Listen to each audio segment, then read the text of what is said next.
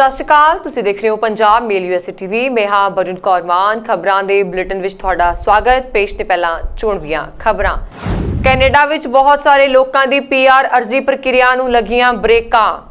Canada US ਦੀ ਸਰਹੱਦ ਖੋਲ੍ਹਣ ਨੂੰ ਲੈ ਕੇ ਸ਼ੁੱਕਰਵਾਰ ਹੋਵੇਗੀ ਵੱਡੀ ਘੋਸ਼ਣਾ। ਓਨਟਾਰੀਓ ਦੇ ਬਾਜ਼ਾਰਾਂ 'ਚ 11 ਜੂਨ ਤੋਂ ਫਿਰ ਲੱਗੇਗੀ ਲੋਕਾਂ ਦੀ ਰੌਣਕ। ਬਾਈਡਨ ਨੇ ਪਲਟਿਆ ਟਰੰਪ ਦਾ ਫੈਸਲਾ। ट्रंप प्रशासन दौरान सरहद ते मापियां तो वख होए 3900 बच्चों की की गई पछाण। पंजाब पुलिस तो मिली जानकारी के आधार पर कोलकाता की STF पुलिस ने 2 लड़ेंदे नशा तस्कर जयपाल भुल्लर और जसप्रीत जस्सी नूं कीता ढेर। ते हुण खबरां विस्तार नाल।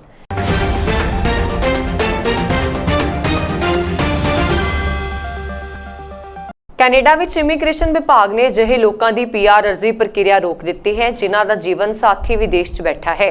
ਬਹੁਤ ਸਾਰੇ ਲੋਕ ਅਜਿਹੇ ਹਨ ਜਿਨ੍ਹਾਂ ਨੇ ਪੀਆਰ ਲਈ ਅਪਲਾਈ ਕੀਤਾ ਸੀ ਪਰ ਉਹਨਾਂ ਦਾ ਜੀਵਨ ਸਾਥੀ ਪਤੀ ਜਾਂ ਪਤਨੀ ਵਿਦੇਸ਼ ਵਿੱਚ ਹੋਣ ਕਾਰਨ ਉਹਨਾਂ ਦੀਆਂ ਅਰਜ਼ੀਆਂ ਦਾ ਕੰਮ ਅੱਧ ਵਿਚਾਲੇ ਲਟਕ ਗਿਆ ਹੈ। ਪਿਛਲੇ ਸਾਲ ਤੋਂ ਗੈਰ ਜ਼ਰੂਰੀ ਯਾਤਰਾ ਲਈ ਕੈਨੇਡਾ ਅਮਰੀਕਾ ਸਰਹੱਦ ਤੇ ਲਾਗੂ ਪਾਬੰਦੀਆਂ ਵਿੱਚ ਸ਼ੁੱਕਰਵਾਰ ਨੂੰ ਵੱਡੀ ਰਾਹਤ ਦੀ ਖਬਰ ਮਿਲ ਸਕਦੀ ਹੈ। ਕੋਵਿਡ-19 ਦੀ ਪੂਰੀ ਖੁਰਾਕ ਲਵਾ ਚੁੱਕੇ ਲੋਕਾਂ ਨੂੰ ਦੋਵੇਂ ਪਾਸੇ ਯਾਤਰਾ ਦੀ ਮਨਜ਼ੂਰੀ ਦਿੱਤੀ ਜਾ ਸਕਦੀ ਹੈ। ਕੈਨੇਡਾ ਅਮਰੀਕਾ ਸਰਹੱਦ ਖੋਲ੍ਹਣ ਦਾ ਇਹ ਪਹਿਲਾ ਕਦਮ ਹੋ ਸਕਦਾ ਹੈ। ਪਿਛਲੇ ਸਾਲ ਤੋਂ ਗੈਰ ਜ਼ਰੂਰੀ ਯਾਤਰਾ ਲਈ ਕੈਨੇਡਾ ਅਮਰੀਕਾ ਸਰਹੱਦ ਤੇ ਲਾਗੂ ਪਾਬੰਦੀਆਂ ਵਿੱਚ ਸ਼ੁੱਕਰਵਾਰ ਨੂੰ ਵੱਡੀ ਰਾਹਤ ਦੀ ਖਬਰ ਮਿਲ ਸਕਦੀ ਹੈ। ਕੋਵਿਡ-19 ਦੀ ਪੂਰੀ ਖੁਰਾਕ ਲਵਾ ਚੁੱਕੇ ਲੋਕਾਂ ਨੂੰ ਦੋਵੇਂ ਪਾਸੇ ਯਾਤਰਾ ਦੀ ਮਨਜ਼ੂਰੀ ਦਿੱਤੀ ਜਾ ਸਕਦੀ ਹੈ। ਕੈਨੇਡਾ ਅਮਰੀਕਾ ਸਰਹੱਦ ਖੋਲ੍ਹਣ ਦਾ ਇਹ ਪਹਿਲਾ ਕਦਮ ਹੋ ਸਕਦਾ ਹੈ। ਮੌਜੂਦਾ ਸਮੇਂ 8% ਕੈਨੇਡੀਅਨ ਪੂਰੀ ਤਰ੍ਹਾਂ ਟੀਕਾ ਲਵਾ ਚੁੱਕੇ ਹਨ। ਉੱਥੇ ਹੀ ਅਮਰੀਕਾ ਵਿੱਚ 42% ਨੂੰ ਦੋਵੇਂ ਖੁਰਾਕਾਂ ਲੱਗ ਚੁੱਕੀਆਂ ਨੇ। ਪਰ ਇੱਕ ਖੁਰਾਕ ਦੇ ਮਾਮਲੇ ਵਿੱਚ ਇਸ ਸਮੇਂ ਕੈਨੇਡਾ ਅਮਰੀਕਾ ਤੋਂ ਅੱਗੇ ਨਜ਼ਰ ਆ ਰਿਹਾ ਹੈ। ਹਾਲਾਂਕਿ ਰਿਆਇਤਾਂ ਦਾ ਮਤਲਬ ਇਹ ਨਹੀਂ ਹੋਵੇਗਾ ਕਿ ਅਮਰੀਕੀ ਸੈਲਾਨੀ ਬੇਰੋਕ ਟੋਕ ਕੈਨੇਡਾ ਵਿੱਚ ਘੁੰਮਦੇ ਨਜ਼ਰ ਆਉਣ। ਇਸ ਲਈ ਬਕਾਇਦਾ ਕੁਝ ਨਿਯਮ ਹੋ ਸਕਦੇ ਨੇ ਕਿਉਂਕਿ ਮਹਾਮਾਰੀ ਦਾ ਖਤਰਾ ਅਜੇ ਪੂਰੀ ਤਰ੍ਹਾਂ ਟਲਿਆ ਨਹੀਂ। ਪ੍ਰਧਾਨ ਮੰਤਰੀ ਜਸਟਿਨ ਟਰੂਡੋ ਨੇ ਇਸ ਹਫ਼ਤੇ ਪੁਸ਼ਟੀ ਕੀਤੀ ਸੀ ਕਿ ਕੈਨੇਡਾ ਪੂਰੀ ਤਰ੍ਹਾਂ ਟੀਕੇ ਲਵਾ ਚੁੱਕੇ ਯਾਤਰੀਆਂ ਲਈ ਯਾਤਰਾ ਪਾਬੰਦੀਆਂ ਨੂੰ ਘੱਟ ਕਰਨ ਲਈ ਕਦਮ ਚੁੱਕਣਾ ਸ਼ੁਰੂ ਕਰ ਦੇਵੇਗਾ। ਹਾਲਾਂਕਿ ਉਹਨਾਂ ਨੇ ਇਸ ਦੀ ਕੋਈ ਸੀਮਾ ਸਮਾਂ ਨਹੀਂ ਦੱਸੀ ਸੀ। ਮੌਜੂਦਾ ਸਮੇਂ ਦੋਹਾਂ ਦੇਸ਼ਾਂ ਦੀ ਸਰਹੱਦ ਬੰਦ ਹੈ ਪਰ ਜ਼ਰੂਰੀ ਚੀਜ਼ਾਂ ਤੇ ਢੋਆ ਢੁਆਈ ਤੋਂ ਇਲਾਵਾ ਕੈਨੇਡੀਅਨ ਨਾਗਰਿਕਾਂ ਜਾਂ ਪੱਕੇ ਨਾਗਰਿਕਾਂ ਦੇ ਨਜ਼ਦੀਕੀ ਪਰਿਵਾਰਕ ਮੈਂਬਰਾਂ ਨੂੰ ਕੈਨੇਡਾ ਆਉਣ ਦੀ ਆਗਿਆ ਹੈ।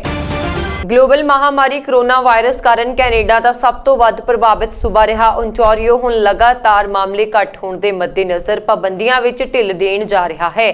ਇਹ ਤਹਿਤ 11 ਜੂਨ ਤੋਂ ਬੰਦਸ਼ਾਂ ਵਿੱਚ ਢਿੱਲ ਦਿੱਤੀ ਜਾ ਰਹੀ ਹੈ। ਹਾਲਾਂਕਿ ਪਹਿਲੇ ਗੇੜ ਤਹਿਤ ਸੂਬੇ ਨੂੰ ਖੋਲ੍ਹਣ ਲਈ 14 ਜੂਨ ਤਾਰੀਖ ਨਿਰਧਾਰਿਤ ਕੀਤੀ ਗਈ ਸੀ ਪਰ ਹੁਣ 3 ਦਿਨ ਪਹਿਲਾਂ 11 ਜੂਨ ਤੋਂ ਹੀ ਕੋਰੋਨਾ ਪਾਬੰਦੀਆਂ ਵਿੱਚ ਕੁਝ ਢਿੱਲ ਦਿੱਤੀ ਜਾ ਰਹੀ ਹੈ। ਓਨਟਾਰੀਓ ਵਿੱਚ ਕੋਰੋਨਾ ਸੰਕਰਮਣ ਦੇ ਘੱਟ ਹੋ ਰਹੇ ਮਾਮਲੇ ਤੇ ਟੀਕਾਕਰਨ ਵਿੱਚ ਵੱਡੀ ਆਬਾਦੀ ਨੂੰ ਕਵਰ ਕੀਤੇ ਜਾਣ ਮਗਰੋਂ ਪਾਬੰਦੀਆਂ ਵਿੱਚ ਇਹ ਰਾਹਤ ਦਿੱਤੀ ਜਾ ਰਹੀ ਹੈ।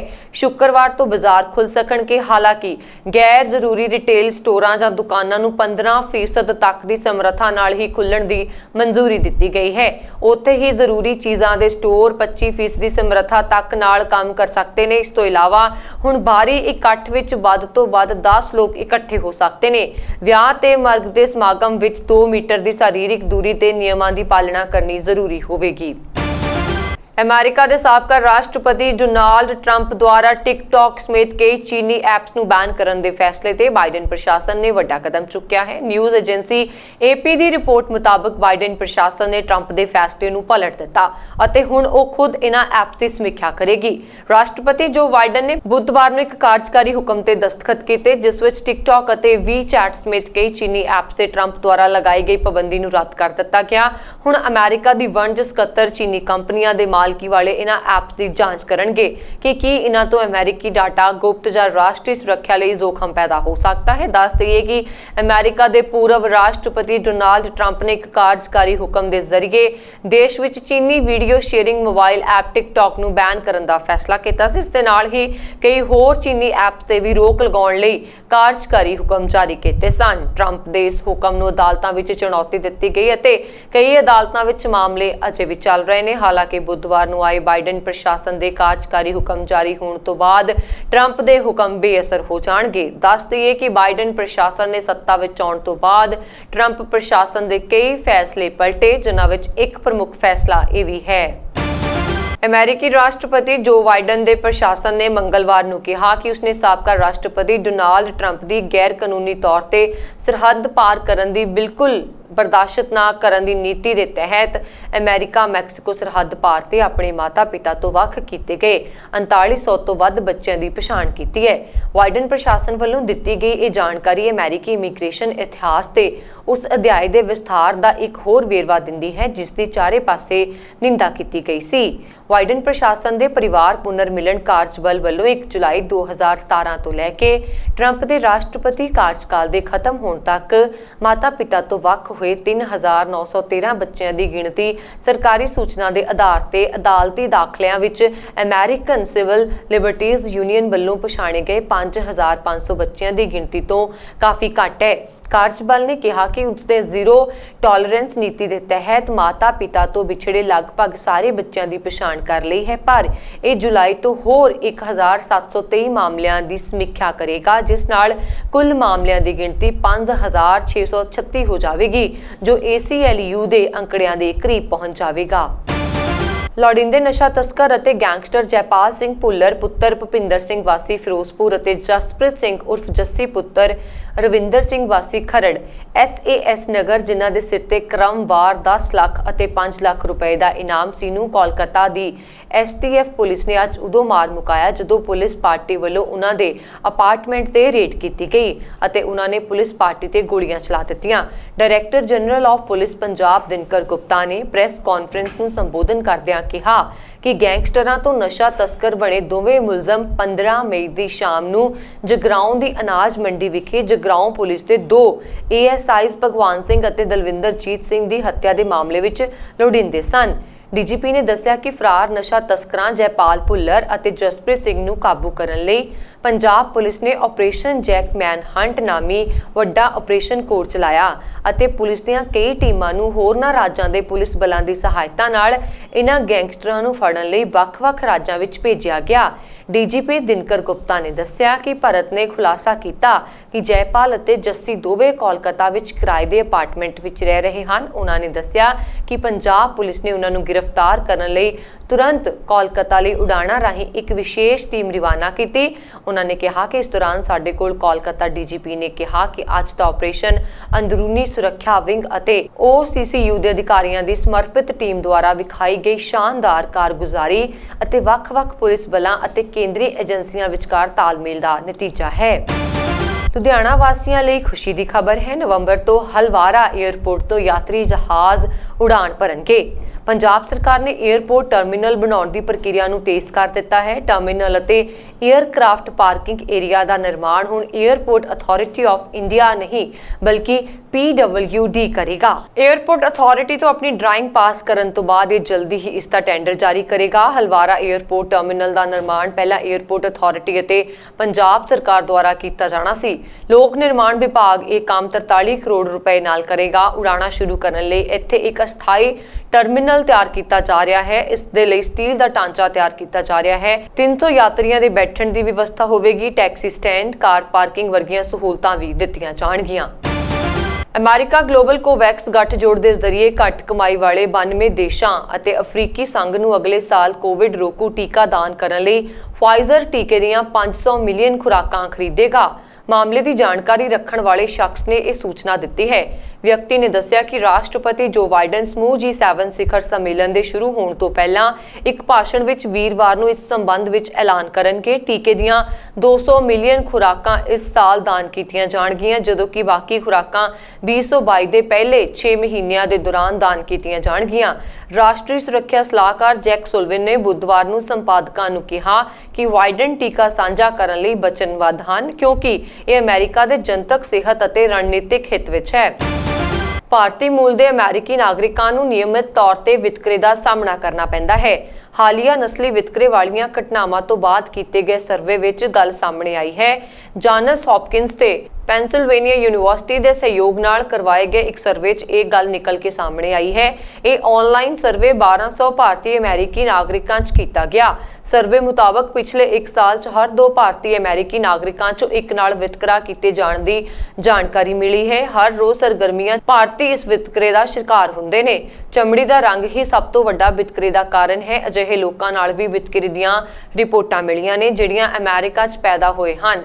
ਭਾਰਤੀ ਅਮਰੀਕੀ ਨਾਗਰਿਕਾਂ ਦੀ ਆਪਣੇ ਹੀ ਫਿਰਕੇ 'ਚ ਵਿਆਹ ਕਰਨ ਦੀ ਵੀ ਦਰ ਉੱਚੀ ਰਹਿੰਦੀ ਹੈ, ਜਾਨੀ ਇਹ ਆਪਣੇ ਹੀ ਫਿਰਕੇ 'ਚ ਵਿਆਹ ਕਰਨਾ ਪਸੰਦ ਕਰਦੇ ਨੇ। ਭਾਰਤੀ ਅਮਰੀਕੀ ਨਾਗਰਿਕਾਂ ਦੀ ਗਿਣਤੀ ਅਮਰੀਕਾ ਦੀ ਕੁੱਲ ਆਬਾਦੀ ਦਾ 1% ਤੋਂ ਕੁਝ ਜ਼ਿਆਦਾ ਹੈ। 2018 ਦੇ ਅੰਕੜਿਆਂ ਮੁਤਾਬਕ ਇੱਥੇ 42 ਲੱਖ ਤੋਂ ਜ਼ਿਆਦਾ ਭਾਰਤੀ ਹਨ। ਅਮਰੀਕਾ ਦੇ ਵਿਦੇਸ਼ ਮੰਤਰੀ ਟੋਨੀ ਬਲਿੰਕਨ ਨੇ ਕਿਹਾ ਹੈ ਕਿ ਅਮਰੀਕਾ ਸਿਰਫ ਅਫਗਾਨਿਸਤਾਨ ਤੋਂ ਆਪਣੀ ਫੌਜ ਵਾਪਸ ਬੁਲਾ ਰਿਹਾ ਹੈ, ਦੇਸ਼ ਵਿੱਚ ਆਪਣੀ ਮੌਜੂਦਗੀ ਖਤਮ ਨਹੀਂ ਕਰ ਰਿਹਾ ਅਤੇ ਆਰਥਿਕ ਤੇ ਮਨੁੱਖਤਾਵਾਦੀ ਸਹਾਇਤਾ ਮੁਹੱਈਆ ਕਰਵਾਉਣ ਲਈ ਉੱਥੇ ਮਜ਼ਬੂਤ ਕੂਟਨੀਤਿਕ ਮੌਜੂਦਗੀ ਬਣਾਈ ਰੱਖਣ ਲਈ ਵਚਨਬੱਧ ਹੈ। ਅਮਰੀਕੀ ਰਾਸ਼ਟਰਪਤੀ ਜੋ ਬਾਈਡਨ ਦੀਆਂ ਹਦਾਇਤਾਂ ਤੇ ਅਮਰੀਕੀ ਫੌਜਾਂ ਨੂੰ ਸਤੰਬਰ ਤੱਕ ਅਫਗਾਨਿਸਤਾਨ ਤੋਂ ਵਾਪਸ ਬੁਲਾਉਣ ਦਾ ਕੰਮ ਸ਼ੁਰੂ ਹੋ ਗਿਆ ਹੈ। ਇਸ ਦੇ ਅੱਧੇ ਸੈਨਿਕ ਹੁਣ ਤੱਕ ਯੁੱਧ ਪ੍ਰਭਾਵਿਤ ਦੇਸ਼ਾਂ 'ਚੋਂ ਵਾਪਸ ਆ ਚੁੱਕੇ ਨੇ। ਸੀਨੇਟ ਐਪਰੋਪ੍ਰੀਏਸ਼ਨ ਕਮੇਟੀ ਦੇ ਸਾਹਮਣੇ ਵਿਦੇਸ਼ ਮੰਤਰਾਲੇ ਦੇ 2022 ਦੇ ਬਜਟ ਦੀ ਬੇਨਤੀ ਤੇ ਬਹਿਸ ਦੌਰਾਨ ਸੰਸਦ ਮੈਂਬਰਾਂ ਨੇ ਕਿਹਾ, ਅਸੀਂ ਅਫਗਾਨਿਸਤਾਨ ਤੋਂ ਸਿਰਫ ਆਪਣੇ ਫੌਜੀ ਵਾਪਸ ਬੁਲਾ ਰਹੇ ਹਾਂ ਪਰ ਉੱਥੇ ਆਪਣੀ ਮੌਜੂਦਗੀ ਖਤਮ ਨਹੀਂ ਕਰ ਰਹੇ। ਅਸੀਂ ਉੱਥੇ ਇੱਕ ਮਜ਼ਬੂਤ ਕੂਟਨੀਤਿਕ ਮੌਜੂਦਗੀ ਬਣਾਈ ਰੱਖਣ ਲਈ ਵਚਨਬੱਧ ਹਾਂ। ਨਾਲ ਹੀ ਹੋਰ ਦੇਸ਼ ਵੀ ਅਫਗਾਨਿਸਤਾਨ 'ਚ ਔਰਤਾਂ ਅਤੇ ਬੱਚਿਆਂ ਲਈ ਵੱਖ-ਵੱਖ ਯੋਜਨਾਵਾਂ ਦੇ ਭਵਿੱਖ ਬਾਰੇ ਸੰਸਦ ਮੈਂਬਰਾਂ ਤੇ ਖਦਸ਼ਿਆਂ ਤੇ ਬਲਿੰਕਨ ਨੇ ਭਰੋਸਾ ਦਿੱਤਾ ਕਿ ਇਹ ਯੋਜਨਾਵਾਂ ਕਾਂਗਰਸ ਦੇ ਸਮਰਥਨ ਨਾਲ ਜਾਰੀ ਰਹਿਣਗੀਆਂ। ਉਹਨਾਂ ਨੇ ਕਿਹਾ ਕਿ ਅਮਰੀਕਾ ਤੇ ਅੰਤਰਰਾਸ਼ਟਰੀ ਭਾਈਚਾਰਾ ਅਜਿਹੀ ਸਰਕਾਰ ਦਾ ਸਮਰਥਨ ਕਰਦਾ ਹੈ ਜੋ ਲੋਕਾਂ ਅਤੇ ਉਹਨਾਂ ਦੇ ਹਿੱਤਾਂ ਦੀ ਨੁਮਾਇੰਦਗੀ ਕਰੇ। ਇੱਕ ਪਿਕਅਪ ਟਰੱਕ ਹਮਲੇ ਵਿੱਚ ਇੱਕ ਪ੍ਰਵਾਸੀ ਪਰਿਵਾਰ ਦੇ 4 ਮੈਂਬਰਾਂ ਦੀ ਹੋਈ ਮੌਤ ਨੇ ਕੈਨੇਡਾ ਨੂੰ ਹਿਲਾ ਕੇ ਰੱਖ ਦਿੱਤਾ। ਕੈਨੇਡਾ ਇੱਕ ਅਜਿਹਾ ਮੁਲਕ ਹੈ ਜਿੱਥੇ ਪ੍ਰਵਾਸੀਆਂ ਨੂੰ ਖੁੱਲ੍ਹੇ ਦਿਲ ਨਾਲ ਸਵੀਕਾਰ ਕੀਤਾ ਜਾਂਦਾ ਹੈ। ਕੈਨੇਡਾ ਦੇ ਪ੍ਰਧਾਨ ਮੰਤਰੀ ਜਸਟਿਨ ਟਰੂਡੋ ਨੇ ਘਟਨਾ ਦੀ ਆਲੋਚਨਾ ਕਰਦਿਆਂ ਇਸ ਨੂੰ ਇੱਕ ਨਫ਼ਰਤੀ ਅਪਰਾਧ ਕਰਾਰ ਦਿੱਤਾ ਜਿਸ ਵਿੱਚ ਮੁਸਲਮਾਨਾਂ ਨੂੰ ਨਿਸ਼ਾਨਾ ਬਣਾਇਆ ਗਿਆ। ਹਾਦਸੇ ਵਿੱਚ ਸਿਰਫ ਇੱਕ 9 ਸਾਲਾ ਬੱਚਾ ਬਚਿਆ ਜੋ ਕਿ ਹਸਪਤਾਲ ਵਿੱਚ ਜ਼ੇਰੇ ਇਲਾਜ ਹੈ। ਟਰੂਡੋ ਨੇ ਸੰਸਦ ਵਿੱਚ ਕਿਹਾ, ਇਹ ਇੱਕ ਅੱਤਵਾਦੀ ਹਮਲਾ ਸੀ ਜਿਸ ਨੂੰ ਨਸਲੀ ਨਫ਼ਰਤ ਕਰਕੇ ਅੰਜਾਮ ਦਿੱਤਾ ਗਿਆ। ਜੇਕਰ ਕਿਸੇ ਨੂੰ ਅਜਿਹਾ ਲੱਗਦਾ ਹੈ ਕਿ ਇਸ ਦੇਸ਼ ਵਿੱਚ ਨਸਲਵਾਦ ਤੇ ਨਸਲੀ ਨਫ਼ਰਤ ਨਹੀਂ ਹੈ ਤਾਂ ਮੈਂ ਕਹਿਣਾ ਚਾਹਾਂਗਾ ਕਿ ਹਸਪਤਾਲ ਵਿੱਚ ਭਰਤੀ ਬੱਚੇ ਨੂੰ ਅਸੀਂ ਇਸ ਹਿੰਸਾ ਬਾਰੇ ਕੀ ਸਮਝਾਵਾਂਗੇ। ਅਸੀਂ ਪਰਿਵਾਰ ਨਾਲ ਅੱਖਾਂ ਮਿਲਾ ਕੇ ਇਹ ਕਿਵੇਂ ਕਹਿ ਸਕਾਂਗੇ ਕਿ ਇਸਲਾਮ ਤੋਂ ਖੌਫ ਅਸਲੀਅਤ ਵਿੱਚ ਨਹੀਂ ਹੈ। ਹਿੰਸਾ ਦੀ ਕਾਇਰਾਨਾ ਤੇ ਕਰੂਰ ਘਟਨਾ ਵਿੱਚ ਉਕਤ ਪਰਿਵਾਰ ਦੀ ਜਾਨ ਲੈ ਗਈ। ਇਹ ਘਟਨਾ ਕੋਈ ਹਾਦਸਾ ਨਹੀਂ ਸੀ। ਐਤਵਾਰ ਨੂੰ ਜੋ ਹੋਇਆ ਉਸ ਨਾਲ ਕੈਨੇਡਾ ਦੇ ਲੋਕਾਂ ਵਿੱਚ ਨਾਰਾਜ਼ਗੀ ਹੈ ਤੇ ਕੈਨੇਡਾ ਦੇ ਮੁਸਲਿਮ ਲੋਕ ਡਰੇ ਹੋਏ ਨੇ। ਇਸ ਦੌਰਾਨ ਪ੍ਰਧਾਨ ਮੰਤਰੀ ਟਰੂਡੋ ਨੇ ਓਨਟਾਰੀਓ 'ਚ ਮੁਸਲਿਮ ਭਾਈਚਾਰੇ ਦੇ ਲੋਕਾਂ ਨਾਲ ਮਿਲ ਕੇ ਮੰਦਭਾਗੀ ਘਟਨਾ ਤੇ ਅਫਸੋਸ ਜ਼ਾਹਿਰ ਕੀਤਾ। ਆਰਥਿਕ ਫਰੰਟ ਤੇ ਚੀਨ ਨਾਲ ਮੁਕਾਬਲੇਬਾਜ਼ੀ ਦੇ ਟਾਕਰੇ ਲਈ ਅਮਰੀਕੀ ਸੈਨੇਟ ਨੇ ਇੱਕ ਅਹਿਮ ਬਿੱਲ ਤੇ ਮੋਹਰ ਲਾ ਦਿੱਤੀ ਹੈ। ਇਸ ਬਿੱਲ ਦੇ ਕਾਨੂੰਨ ਦੀ ਸ਼ਕਲ ਲੈਣ ਨਾਲ ਚੀਨ ਦੀ ਕਮਿਊਨਿਸਟ ਸਰਕਾਰ ਨੂੰ ਉਸ ਦੀਆਂ ਲੁੱਟ-ਖਸੁੱਟ ਵਾਲੀਆਂ ਚਾਲਾਂ ਲਈ ਜਵਾਬਦੇਹ ਬਣਾਇਆ ਜਾ ਸਕੇਗਾ। ਅਮਰੀਕੀ ਸੈਨੇਟ ਨੇ ਚੀਨ ਵਿਰੋਧੀ ਇਸ ਬਿੱਲ ਨੂੰ 68-32 ਵੋਟਾਂ ਦੇ ਫਰਕ ਨਾਲ ਪਾਸ ਕਰ ਦਿੱਤਾ ਤੇ ਇਸ ਨੂੰ ਸੈਨੇਟ ਵਿੱਚ ਬਹੁ ਗਿਣਤੀ ਧਿਰ ਦੇ ਆਗੂ ਚੱਕ ਸ਼ੂਮਰ ਦੀ ਵੱਡੀ ਸਿਆਸੀ ਜਿੱਤ ਮੰਨਿਆ ਜਾ ਰਿਹਾ ਹੈ। ਸ਼ੂਮਰ ਨੇ ਇਸ ਬਿੱਲ ਨੂੰ ਸਿਖਰ ਲਈ ਤਰਜੀਹ ਬਣਾਇਆ ਸੀ। ਇਸ ਦੌਰਾਨ ਅਮਰੀਕੀ ਵਿਦੇਸ਼ ਮੰਤਰੀ ਟੋਨੀ ਬਲਿੰਕਨ ਨੇ ਕਿਹਾ ਕਿ ਚੀਨ ਇੱਕੋ ਇੱਕ ਅਜਿਹਾ ਮੁਲਕ ਹੈ ਜੋ ਫੌਜੀ, ਆਰਥਿਕ, ਸਫਰਾਤੀ ਤੇ ਸਿਆਸੀ ਤੌਰ ਤੇ ਉਸ ਨੇਮ ਆਧਾਰਿਤ ਵਿਵਸਥਾ ਪ੍ਰਬੰਧ ਨੂੰ ਵਿਗਾੜਨ ਦੀ ਕੋਸ਼ਿਸ਼ ਕਰਨ ਦੇ ਸਮਰੱਥ ਹੈ ਜਿਸ ਦਾ ਅਮਰੀਕਾ ਉਸਦੇ ਦੋਸਤਾਂ ਤੇ ਭਾਈਵਾਲਾਂ ਵੱਲੋਂ ਦ੍ਰਿੜਤਾ ਨਾਲ ਬਚਾਅ ਕੀਤਾ ਜਾਂਦਾ ਹੈ। ਪ੍ਰਿੰਸ ਹੈਰੀ ਨੂੰ ਆਪਣੀ ਨਵਜੰਮੀ ਬੱਚੀ ਦਾ ਨਾਮ ਆਪਣੀ ਦਾਦੀ ਮਹਾਰਾਣੀ ਐਲਿਜ਼ਾਬੇਥ ਦੂਜੀ ਦੇ ਉਪਨਾਮ ਤੇ ਲਿਲੀਬੇਟ ਰੱਖਣ ਦੇ ਮਾਮਲੇ ਵਿੱਚ ਬੁੱਧਵਾਰ ਨੂੰ ਇੱਕ ਬਿਆਨ ਜਾਰੀ ਕਰਨਾ ਪਿਆ। ਇਸ ਤੋਂ ਪਹਿਲਾਂ ਬਿੰਗਿੰਗਮ ਪੈਲੇਸ ਦੇ ਸੂਤਰਾਂ ਨੇ ਦਾਅਵਾ ਕੀਤਾ ਸੀ ਕਿ 95 ਸਾਲਾ ਮਹਾਰਾਣੀ ਤੋਂ ਨਾਮਕਰਨ ਦੇ ਫੈਸਲੇ ਦੇ ਬਾਰੇ ਵਿੱਚ ਪੁੱਛਿਆ ਨਹੀਂ ਗਿਆ ਸੀ। ਸ਼ਾਹੀ ਮਹਿਲ ਦੇ ਸੂਤਰ ਨੇ ਕਿਹਾ ਕਿ ਜੋੜੇ ਨੇ ਆਪਣੀ ਨਵਜੰਮੀ ਬੱਚੀ ਦੇ ਨਾਮਕਰਨ ਦੇ ਬਾਰੇ ਵਿੱਚ ਮਹਾਰਾਣੀ ਤੋਂ ਨਹੀਂ ਪੁੱਛਿਆ। ਉਹਨਾਂ ਨੇ ਇਹਨਾਂ ਖਬਰਾਂ ਨੂੰ ਖਾਰਿਜ ਕਰ ਦਿੱਤਾ ਕਿ ਪ੍ਰਿੰਸ ਹੈਰੀ ਅਤੇ ਮੇਗਨ ਮਾਰਕਲ ਨੇ ਨਾਮ ਦੇ ਸੰਬੰਧ ਵਿੱਚ ਜਨਮ ਤੋਂ ਪਹਿਲਾਂ ਹੀ ਮਹਾਰਾਣੀ ਨਾਲ ਗੱਲ ਕਰ ਲਈ ਸੀ। ਲਿਲੀਬੇਟ ਲਿਲੀ ਡਾਇਨਾ ਮਾਊਂਟਬੈਟਨ ਵਿੰਡਸਰ ਦਾ ਜਨਮ ਕੈਲੀਫੋਰਨੀਆ ਦੇ ਸੈਂਟਾ ਬਾਰਬਰਾ ਵਿੱਚ 4 ਜੂਨ ਨੂੰ ਹੋਇਆ ਸੀ ਜਿੱਥੇ ਡਿਊਕ ਅਤੇ ਡਚੈਸ ਆਫ ਸਸੈਕਸ ਹੁਣ ਰਹਿੰਦੇ ਹਨ। ਐਤਵਾਰ ਨੂੰ ਜਨਮ ਦੀ ਅਧਿਕਾਰਤ ਘੋਸ਼ਣਾ ਕੀਤੀ ਗਈ। ਡਿਊਕ ਅਤੇ ਡਚੈਸ ਆਫ ਸਸੈਕਸ ਦੇ ਬੁਲਾਰੇ ਨੇ ਕਿਹਾ ਡਿਊਕ ਨੇ ਘੋਸ਼ਣਾ ਤੋਂ ਪਹਿਲਾਂ ਹੀ ਆਪਣੇ ਪਰਿਵਾਰ ਨਾਲ ਗੱਲ ਕਰ ਲਈ ਸੀ। ਬੁਲਾਰੇ ਨੇ ਕਿਹਾ ਕਿ ਗੱਲਬਾਤ ਦੌਰਾਨ ਉਹਨਾਂ ਨੇ ਦਾਦੀ ਦੇ ਸਨਮਾਨ ਵਿੱਚ ਆਪਣੀ ਬੇਟੀ ਦਾ ਨਾਮ ਲਿਲੀਬੇਟ ਰੱਖਣ ਦੀ ਆਸ ਜਤਾਈ। ਜੇਕਰ ਉਹ ਸਮਰਥਨ ਨਹੀਂ ਕਰਦੇ ਤਾਂ ਉਹ ਇਹਨਾਂ ਨੂੰ ਨਾਮ ਨੂੰ ਨਹੀਂ ਰੱਖਦੇ। ਅਮਰੀਕਾ ਦੇ 25 ਅਮੀਰ ਅਮਰੀਕੀਆਂ ਨੇ ਸਾਲ 2014 ਅਤੇ 2018 ਦੇ ਵਿਚਕਾਰ ਸੰਘੀ ਆਮਦਨੀ ਟੈਕਸਾਂ ਵਿੱਚ ਜਾਂ ਤਾਂ ਬਹੁਤ ਘੱਟ ਅਤੇ ਜਾਂ ਫਿਰ ਕੁਝ ਵੀ ਟੈਕਸ ਨਹੀਂ ਦਿੱਤਾ। IRS ਟੈਕਸ ਭਰਨ ਦੇ ਆਧਾਰ ਤੇ ਖਬਰਾਂ ਸੰਗਠਨ ਪ੍ਰੋਬਲੀਕਾ ਵੱਲੋਂ ਇੱਕ ਵਿਸ਼ਲੇਸ਼ਣ ਵਿੱਚ ਖੁਲਾਸਾ ਕੀਤਾ ਗਿਆ। ਵਿਸ਼ਲੇਸ਼ਣ ਤੋਂ ਪਤਾ ਚੱਲਿਆ ਹੈ ਕਿ ਦੇਸ਼ ਦੇ ਸਭ ਤੋਂ ਅਮੀਰ ਲੋਕਾਂ ਨੇ ਆਪਣੀ ਆਮਦਨੀ ਦਾ ਬਹੁਤ ਥੋੜਾ ਜਿਹਾ ਹਿੱਸਾ ਹੀ ਟੈਕਸ ਵਜੋਂ ਅਦਾ ਕੀਤਾ। ਇਹ ਖੁਲਾਸੇ ਉਸ ਵਕਤ ਹੋਏ ਹਨ ਜਦੋਂ ਅਮਰੀਕਾ ਦੇ ਰਾਸ਼ਟਰਪਤੀ ਜੋ ਬਾਈਡਨ ਕਾਰਪੋਰੇਸ਼ਨਾਂ ਅਤੇ ਦੇਸ਼ ਦੇ ਅਮੀਰਾਂ ਤੇ ਟੈਕਸ ਵਧਾਉਣ ਲਈ ਟੈਕਸ ਕੋਡ ਨੂੰ ਰੱਦ ਕਰਨ ਦੀ ਕੋਸ਼ਿਸ਼ ਕਰ ਰਹੇ ਨੇ। ਰਾਸ਼ਟਰਪਤੀ ਬਾਈਡਨ ਜਲਦੀ ਹੀ ਅਮਰੀਕੀਆਂ ਤੇ ਟੈਕਸ ਸਲੈਬਾਂ ਵਿੱਚ ਵਾਧਾ ਕਰਨ ਵਾਲੀ ਨਵੀਂ ਨੀਤੀ ਤੇ ਕੰਮ ਕਰ ਰਹੇ ਨੇ ਤੇ ਜਲਦੀ ਹੀ ਇਸ ਤੇ ਅਮਲ ਸ਼ੁਰੂ ਹੋਵੇਗਾ। ਅਮਰੀਕਾ ਦੇ ਰੱਖਿਆ ਮੰਤਰੀ ਲਾਇਡ ਆਸਟਿਨ ਨੇ ਚੀਨ ਤੋਂ ਪੈਦਾ ਸੁਰੱਖਿਆ ਚੁਣੌਤੀਆਂ ਦਾ ਸਾਹਮਣਾ ਕਰਨ ਲਈ ਬੁੱਧਵਾਰ ਨੂੰ ਰੱਖਿਆ ਮੰਤਰਾਲਾ ਨੂੰ ਦਿਸ਼ਾ ਨਿਰਦੇਸ਼ ਜਾਰੀ ਕੀਤਾ। ਇਹ ਦਿਸ਼ਾ ਨਿਰਦੇਸ਼ ਰੱਖਿਆ ਮੰਤਰਾਲੇ ਦੇ ਅਧੀਨ ਚਾਈਨਾ ਟਾਸਕ ਫੋਰਸ ਦੀਆਂ ਆਖਰੀ ਸਿਫਾਰਿਸ਼ਾਂ ਤੇ ਆਧਾਰਿਤ ਹਨ। ਇਹਨਾਂ ਵਿੱਚੋਂ ਕੁਝ ਕਦਮਾਂ ਨੂੰ ਗੁਪਤ ਸ਼੍ਰੇਣੀ ਵਿੱਚ ਰੱਖਿਆ ਜਾਵੇਗਾ। ਪੈਂਟਾਗਨ ਨੇ ਕਿਹਾ ਕਿ ਦਿਸ਼ਾ ਨਿਰਦੇਸ਼ਾਂ ਵਿੱਚ ਅਮਰੀਕਾ ਦੇ ਸਹਿਯੋਗੀ ਅਤੇ ਸਾਂਝੇਦਾਰਾਂ ਵਿਚਾਲੇ ਖਾਸ ਕਰ ਹਿੰਦ ਪ੍ਰਸ਼ਾਂਤ ਖੇਤਰ ਵਿੱਚ ਸਹਿਯੋਗ ਨੂੰ ਮਜ਼ਬੂਤ ਕਰਨ ਤੇ ਜ਼ੋਰ ਦਿੱਤਾ ਗਿਆ। ਆਸਟਿਨ ਨੇ ਦਿਸ਼ਾ ਨਿਰਦੇਸ਼ ਜਾਰੀ ਕਰਦੇ ਹੋਏ ਕਿਹਾ, ਜੋ ਪਹਿਲ ਅੱਜ ਮੈਂ ਪੇਸ਼ ਕਰ ਰਿਹਾ ਹਾਂ ਉਹ ਚੀਨ ਦੇ ਪ੍ਰਤੀ ਅਮਰੀਕਾ ਸਰਕਾਰ ਦੇ ਵਿਆਪਕ ਰੁਖ ਵਿੱਚ ਰੱਖਿਆ ਹੋਇਆ ਹਾਂ ਅਤੇ ਇਹ ਸਾਡੇ ਦੁਆਰਾ ਰਾਸ਼ਟਰੀ ਰੱਖਿਆ ਰਣਨੀਤੀ ਤੇ ਕੀਤੇ ਜਾ ਰਹੇ ਕੰਮ ਵਿੱਚ ਮਦਦ ਕਰੇਗੀ। ਉਹਨਾਂ ਨੇ ਕਿਹਾ, ਇਹ ਸਮਾਂ ਹੁਣ ਅੱਗੇ ਵਧਣ ਦਾ ਹੈ। ਆਬੂ ਧਾਬੀ ਵਿੱਚ ਬੀਤੇ ਦਿਨੀ ਫੌਤ ਹੋਏ 27 ਸਾਲਾ ਜੋਬਨਦੀਪ ਸਿੰਘ ਦਾ ਅੱਜ ਉਸਦੇ ਜੱਦੀ ਪਿੰਡ ਮੱਤੇਵਾਲ ਵਿੱਚ ਸੰਸਕਾਰ ਕਰ ਦਿੱਤਾ ਗਿਆ। ਸਰਬੱਤ ਦਾ ਭਲਾ ਚੈਰੀਟੇਬਲ ਟਰਸਟ ਦੇ ਯਤਨਾਂ ਸਦਕਾ ਉਸ ਦੀ ਲਾਸ਼ ਆਬੂ ਧਾਬੀ ਤੋਂ ਮੱਤੇਵਾਲ ਲਿਆਂਦੀ ਗਈ। ਟਰਸਟ ਦੇ ਬਾਨੀ ਡਾਕਟਰ SP ਸਿੰਘ ਉਬਰਾਏ ਨੇ ਦੱਸਿਆ ਕਿ ਜੋਬਨਦੀਪ 3 ਸਾਲ ਪਹਿਲਾਂ ਦੁਬਈ ਗਿਆ ਸੀ। ਉੱਥੇ ਉਹ ਇੱਕ ਕੰਪਨੀ ਵਿੱਚ ਡਰਾਈਵਰੀ ਕਰਦਾ ਸੀ। 20 ਮਈ ਦੀ ਰਾਤ ਨੂੰ ਅਚਾਨਕ ਉਸਦੇ ਟਰਾਲੇ ਦਾ ਅਗਲਾ ਟਾਇਰ ਫਟਣ ਕਾਰਨ ਸੜਕ ਹਾਦਸਾ ਵਾਪਰਿਆ, ਜਿਸ ਵਿੱਚ ਉਸਦੀ ਮੌਤ ਹੋ ਗਈ। ਹੋਬੋਕਨ ਨਿਊਜਰਸੀ ਦੇ ਮੇਅਰ ਰਵਿੰਦਰ ਰਵੀ ਭੱਲਾ ਨੇ ਮੁੜ ਚੋਣ ਲੜਨ ਦਾ ਐਲਾਨ ਕੀਤਾ। ਭਾਰਤੀ ਮੂਲ ਦੇ ਅਮਰੀਕੀ ਨਾਗਰਿਕ ਰਵੀ ਭੱਲਾ ਨੇ ਚੋਣ ਲੜਨ ਦਾ ਰਸਮੀ ਐਲਾਨ ਕਰਦਿਆਂ ਖੇਤਰੀ ਤੇ ਕੌਮੀ ਲੀਡਰ ਵਜੋਂ ਸਮਾਜ ਦੀ ਸੇਵਾ ਕਰਨ ਦਾ ਪ੍ਰਣ ਲਿਆ। ਉਹਨਾਂ ਨੇ ਕਿਹਾ ਕਿ ਰਸਮੀ ਤੌਰ ਤੇ ਚੋਣ ਮੁਹਿੰਮ ਦੀ ਸ਼ੁਰੂਆਤ 24 ਜੂਨ ਨੂੰ ਹੋਵੇਗੀ ਤੇ ਉਸ ਦਿਨ ਪਿਲਸੇਨਰ ਹਾਊਸ ਤੇ ਬੀਰ ਗਾਰਡਨ ਵਿਖੇ ਸਮਾਗਮ ਕੀਤੇ ਜਾਣਗੇ। ਭੱਲਾ ਅਜਿਹੇ ਪਹਿਲੇ ਅਮਰੀਕੀ ਸਿੱਖ ਹਨ ਜੋ 2017 ਵਿੱਚ ਸਿੱਧੇ ਤੌਰ ਤੇ ਮੇਅਰ ਦੀ ਚੋਣ ਜਿੱਤੇ ਸਨ। ਉਹਨਾਂ ਨੇ 6 ਉਮੀਦਵਾਰਾਂ ਨੂੰ ਹਰਾ ਕੇ ਚੋਣ ਜਿੱਤੀ ਸੀ। ਉਸ ਸਮੇਂ ਸਾਬਕਾ ਮੇਅਰ ਡਾਨ ਜ਼ਿਮਰ ਨੇ ਚੋਣ ਨਾ ਲੜਨ ਦਾ ਐਲਾਨ ਕੀਤਾ ਸੀ ਤੇ ਮੇਅਰ ਦੇ ਅਹੁਦੇ ਲਈ ਭੱਲਾ ਦਾ ਸਮਰਥਨ ਕੀਤਾ ਸੀ। ਉਹ ਪਹਿਲੇ ਮੇਅਰ ਹਨ ਜਿਨ੍ਹਾਂ ਨੇ ਮਾਰਚ 2020 ਵਿੱਚ ਸ਼ੈਲਟਰ ਇਨ ਪਲੇਸ ਆਦੇਸ਼ ਜਾਰੀ ਕੀਤਾ ਸੀ। ਇਸ ਤੋਂ ਪਹਿਲਾਂ ਉਹ ਹੋਬੋਕਨ ਸ਼ਹਿਰ ਦੀ ਕੌਂਸਲ ਵਿੱਚ 6 ਸਾਲ ਕੌਂਸਲਰ ਵਜੋਂ ਵੀ ਕੰਮ ਕਰਦੇ ਰਹੇ ਹਨ। ਪੰਜਾਬ ਦੇ ਮੁੱਖ ਮੰਤਰੀ ਕੈਪਟਨ ਅਮਰਿੰਦਰ ਸਿੰਘ ਤੋਂ ਇਲਾਜ ਲਈ ਪੈਸੇ ਮੁਹੱਈਆ ਕਰਵਾਉਣ ਦੀ ਅਪੀਲ ਕਰਨ ਵਾਲੇ DSP ਹਰਜਿੰਦਰ ਸਿੰਘ ਦੀ ਆਖਰਕਾਰ ਲੁਧਿਆਣਾ ਵਿੱਚ ਮੌਤ ਹੋ ਗਈ। ਕਰੋਨਾ ਵਾਇਰਸ ਪੋਜ਼ਿਟਿਵ ਹੋਣ ਤੋਂ ਬਾਅਦ ਉਹ 6 ਅਪ੍ਰੈਲ ਤੋਂ ਲੁਧਿਆਣਾ ਦੇ SPS ਹਸਪਤਾਲ ਵਿੱਚ ਭਰਤੀ ਸਨ। ਉਹਨਾਂ ਦਾ ਇਲਾਜ ਕਰ ਰਹੇ ਡਾਕਟਰਾਂ ਦਾ ਸਾਫ਼ ਕਹਿਣਾ ਸੀ ਕਿ ਉਹਨਾਂ ਦੇ ਫੇਫੜਿਆਂ ਦਾ ਟ੍ਰਾਂਸਪਲਾਂਟ ਕਰਵਾਉਣ ਦੀ ਲੋੜ ਹੈ। ਇਸ ਦੇ ਲਈ ਕਰੀਬ 80 ਲੱਖ ਰੁਪਏ ਦਾ ਖਰਚਾ ਆਉਣਾ ਹੈ। ਪੈਸਾ ਨਾ ਹੋਣ ਕਾਰਨ DSP ਹਰਜਿੰਦਰ ਸਿੰਘ ਨੇ ਹਸਪਤਾਲ ਤੋਂ ਖੁਦ ਇੱਕ ਵੀਡੀਓ ਬਣਾ ਕੇ ਸੋਸ਼ਲ ਮੀਡੀਆ ਤੇ ਪੋਸਟ ਪਾਈ ਸੀ। ਇਸ ਵੀਡੀਓ ਵਿੱਚ ਉਹਨਾਂ ਨੇ ਮੁੱਖ ਮੰਤਰੀ ਨੂੰ ਅਪੀਲ ਕੀਤੀ ਸੀ ਕਿ ਉਹਨਾਂ ਦੇ ਮਰਨ ਤੋਂ ਬਾਅਦ ਸਰਕਾਰ ਉਹਨਾਂ ਦੇ ਪਰਿਵਾਰ ਨੂੰ ਜੋ ਮਦਦ ਦੇਵੇਗੀ, ਜੇਕਰ ਉਹ ਪੈਸਾ ਹੁਣੇ ਦੇ ਦਿੱਤਾ ਜਾਵੇ ਤਾਂ ਉਹਨਾਂ ਦੇ ਬੱਚੇ ਅਨਾਥ ਹੋਣ ਤੋਂ ਬਚ ਜਾਣਗੇ।